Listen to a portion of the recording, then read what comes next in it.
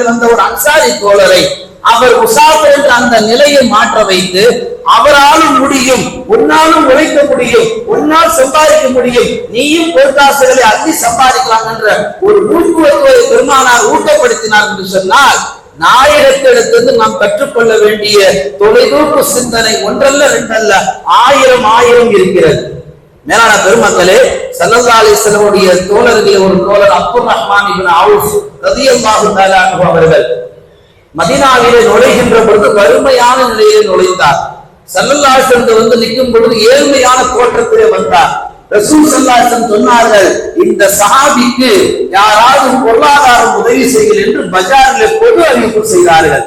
பஜார்ல பொது அறிவிப்பு செய்கின்ற பொழுது எல்லா சஹாபாக்களும், ஒரு சில சஹாபாக்கள் முன் வந்து அந்த சஹாபிக்கு நம்பி பொருட்களை தருவது, வியாபாரம் செய்ய, அந்த வியாபாரத்தில் கொஞ்சம் கொஞ்சமாக தன்னுடைய வியாபார யுக்தியை பயன்படுத்தி ஒரு நீளமாக நியாயமாக வியாபாரம் செய்ய துவங்கி காலப்போக்கில் அப்துர் ரஹ்மான் இப்னு அவுஃப் ரலியல்லாஹு அன்ஹு அவர்கள் எப்படி வியாபாரம் செய்தார் என்று சொன்னால், 10 ரூபாய்க்கு ஒரு பொருள் வாங்குவாங்க. அந்த விலைக்கு பொருளுக்குண்டான விலை 10 ரூபாய் தான்.